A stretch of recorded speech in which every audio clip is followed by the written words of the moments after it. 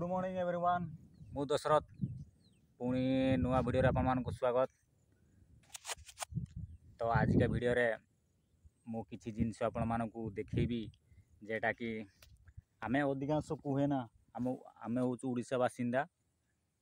तो ओडिशा लोक अधिकांश कहती ना कौन आमर ओडिशा डेवलप होनी।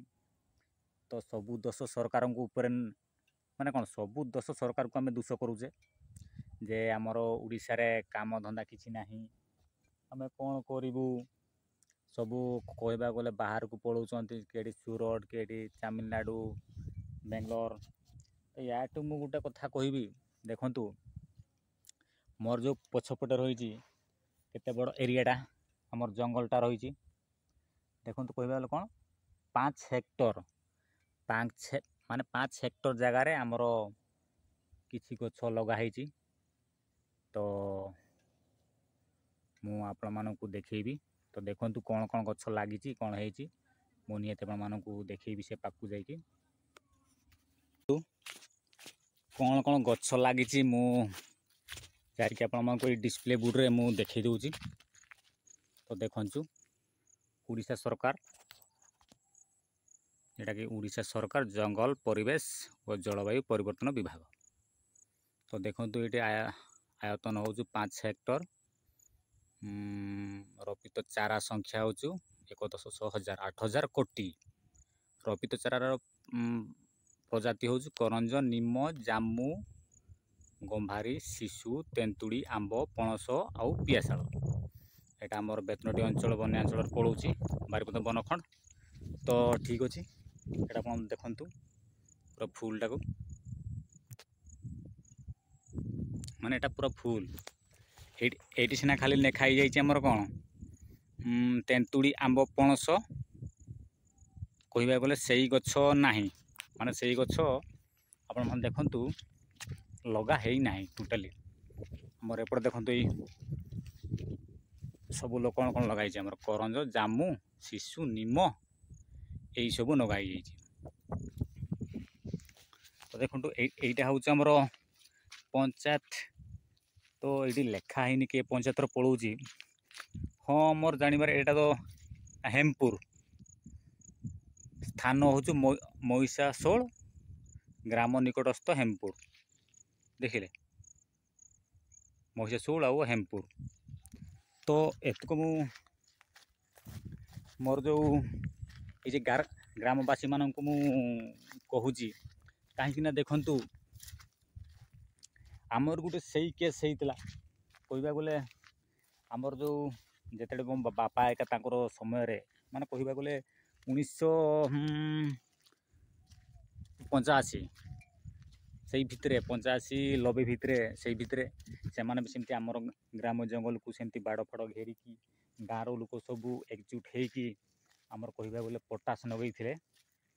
तो सेटा कौन है ना मुझे आपण मानक उदाहरणटा जनाऊँगी तापर मु परे जे आमर ओडिशा कौन पाई डेवलप होनी सेटा मु परे आपको जनाऊँगी।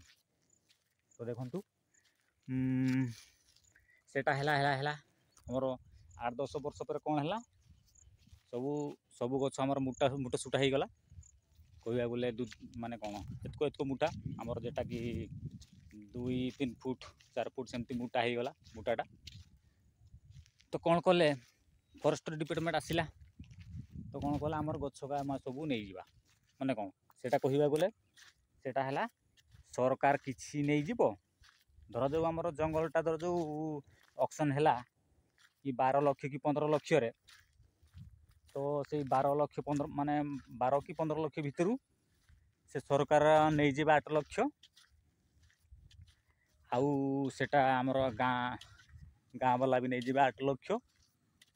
तो सहीटू कौन होउछि ना ये गोटे कथाटा माने भल से टिके ध्यान दियंतु सरकार जो टंकाटा नौची सेटा पूरा फुल नौची तापर जो आमर गवर्नमेंट जेटा आमर जो गाँ लोक मानकु दौची गाँ कमिटी को जो 8 लाखटा से भितर कौन होउछि ना से भितर से माने निजे ही खटिबा को पड़िबो सेठू से मानकु आमर जो गछ चारा लागिबो कि कौन लागिबो से माने सब मूलिया खर्च हो चारा खर्च हो सेठू बहन करेंगे सब। ତ ଠିକ୍ ଅଛି, ଆମେ ଜାଣିଛୁ ଯେ ହଁ ଗଛପତ୍ର ଲଗେଇଲେ କହିବାକୁ ଗଲେ ଆମର ଯେଉଁ ପରିବେଶର ଆମର ପରିବର୍ତ୍ତନ ହୁଏ। ତ ଦେଖନ୍ତୁ ଆମର ମୟୂରଭଞ୍ଜରେ, ମୁଁ ଏଇ ମୟୂରଭଞ୍ଜ ଡିଷ୍ଟ୍ରିକ୍ଟ କଥା କହୁଛି, ମୁଁ ଅଧିକାଂଶ ଦେଖିଛି ମୟୂରଭଞ୍ଜରେ ଖାଲି ଜଙ୍ଗଲ, ପ୍ରତ୍ୟେକ ଗାଁରେ ହିଁ ଜଙ୍ଗଲ ତ କହିବାକୁ ଗଲେ। ତ ମୋର ଏତକ କହିବାର କଥା, ଆମେ ଯଦି ଧର ଯେଉଁ ଏବେ ଗଛ କ'ଣ ଲଗାଗଲା ଯେ ନିମ, କରଞ୍ଜ, ଜାମୁ, ଧର ଯେଉଁ ପିଆଶାଳ, ସେ ତା ବଦଳରେ ଯଦି ଆମେ ଏଇ ଫିଲ୍ଡରେ ଧରାଯାଉ କିଛି ସେଇଠି କ'ଣ ଲେଖା ହେଇଥିଲା ଯେ 5 ହେକ୍ଟରରେ 8,000 କୋଟି ଗଛ ଲଗା ହେଇଛି। ଯଦି ସେଇଥିରୁ ଯଦି ଆମେ 8,000 ଗଛରୁ ଯଦି ଆମେ 4,000 କୋଟି ଆମର କହିବାକୁ ଗଲେ ଆମର ଲଗେଇବା କ'ଣ, ନଡ଼ିଆ ଗଛ ଲଗେଇବା 1ରେ, ତାପରେ ଓନ୍ଲି ଲଗେଇବା 2ରେ ଆମର ଆମ୍ବ ଗଛ, ତାପରେ 3କୁ ଆମେ ପଳେଇବା ଏଇ ଯେଉଁ ଆମର କାଜୁ ଗଛ। କାହିଁକିନା ଏଇ କାଜୁ ଗଛ ଲଗେଇଲେ ନିହାତି 8-10 ବର୍ଷ ପରେ କହିବାକୁ ଗଲେ ପ୍ରତ୍ୟେକ ସିଜିନ୍କୁ ସିଜିନ୍ ସିଏ ପଇସା ଦେଇଦିଏ। ମୁଁ ଆମର ବଡ଼ସାହି ସେପଟେ ମୁଁ ଦେଖିଛି ଗୋଟେ ଜାଗାରେ ସେମିତି ଗୋଟେ ବଣ ଭଳିଆ ହେଇଛି ସେପଟେ, କାହିଁକିନା ପ୍ରତ୍ୟେକ ଲୋକମାନଙ୍କର ଗୋଟେ ଆମର ପ୍ଲଟ୍ ଭଳିଆ ରହିଛି, ପ୍ଲଟ୍ ଭଳିଆ ରହିକି ସେମାନଙ୍କୁ ପ୍ରତ୍ୟେକ ସିଜିନ୍ରେ 30-40 ହଜାର ଟଙ୍କା ଇନକମ୍ କରୁଛନ୍ତି ଘରକା ଲୋକ। ତ ମୋର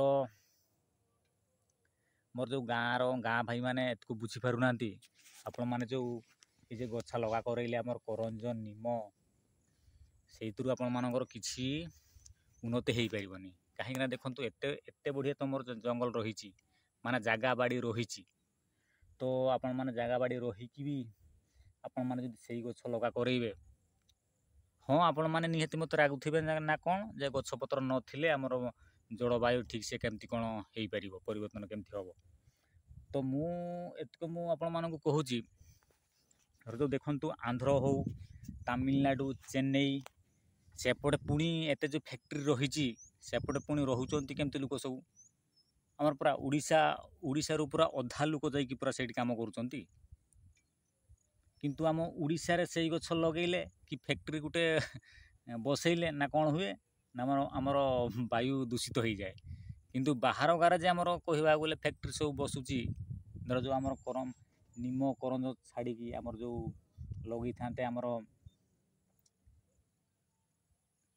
2,000 ନଡ଼ିଆ ଗଛ ଲଗା ହେଇଥାନ୍ତା, ତାପରେ ଆମର 1,000 ଖଣ୍ଡେ ଆମ୍ବ ଗଛ ଲଗା ହେଇଥାନ୍ତା, ତାପରେ କାଜୁ ଗଛ ବି 1,000-2,000 ଲଗା ହେଇଥାନ୍ତା। ଆରେ ଭାଇ ଗୋଟେ ଗାଁର ଲୋକ ତ କମ୍ ସେ କମ୍ ତ ବର୍ଷକୁ ତ କିଛି ଆର୍ଥିକ ଆମର କ'ଣ କିଛି ପଇସା ତ ଲୋକମାନଙ୍କର ହେଇଥାନ୍ତା। ମୁଁ ବୁଝିପାରୁନାହିଁ ଏତେ ସବୁ ଜଙ୍ଗଲ ଜମି ରହିକି ବି ଆମର ଗାଁ ଲୋକ ଏମିତି କିଛି ଜାଣ କ'ଣ କରୁଛନ୍ତି, ମୁଁ ଏବେ ସୁଦ୍ଧା ମୋର କିଛି ବି ବୁଝିପାରୁନାହିଁ। ଆରେ ଭାଇ ଆମେ ଯଦି ସେମିତି ଗଛ ଲଗେଇବା ନା, ପ୍ରତ୍ୟେକ ସିଜିନ୍ରେ ଆମର 30-40 ହଜାର ଟଙ୍କା ପଳେଇ ଆସିବ। କହିବାକୁ ଗଲେ ବର୍ଷକୁ ବର୍ଷ ଆମର ଏକ୍ସଟ୍ରା ଖର୍ଚ୍ଚ ସେଟା ଆମର ହେଇଯିବ 30-40 ହଜାର ଟଙ୍କା। ଏପଟେ ପରିବେଶ ବି ଠିକ୍ ରହିଲା, ଜଙ୍ଗଲ ପରିବେଶ ବି ଠିକ୍ ରହିଲା, ଜଳବାୟୁ ପରିବର୍ତ୍ତନ କିଛି ହେବାର ନାହିଁ, ସବୁ ଠିକ୍ଠାକ୍ ରହିବ। ଆମେ ଯଦି ଏଇ ନିମ ଆଉ କରଞ୍ଜ ଗଛ ଛାଡ଼ିକି ଯଦି ଆମର ମିକ୍ସିଂ କରିକି ଯଦି ଆମେ ଗଛ ଲଗେଇବା, ହଁ ସେଇଟା ବି ଲଗେଇବା, କ'ଣ ହେଇଛି ଲଗେଇବାନି। ଧରାଯାଉ 8,000 କୋଟିରୁ ଆମେ ଯଦି ପ୍ରତ୍ୟେକ ଜିନିଷ 1,000 ଲଗେଇବା ତ ଆମ ପାଇଁ ବହୁତ ସୁବିଧା ହେଇଯିବ, ତ କିଛି ତ ଲୋକ ଆମର ଉନ୍ନତି ହେଇଯିବେ। ସେଇଟା ଯଦି ଆମର ଓଡ଼ିଶା ସରକାର କି ବନ ବିଭାଗ ମାନେ ସେଇ ଦୃଷ୍ଟି ଯଦି ଦିଅନ୍ତି ତ ଟିକେ ଆମର ଓଡ଼ିଶାଟା ଟିକେ ସୁଧୁରି ଯାଇଥାନ୍ତା।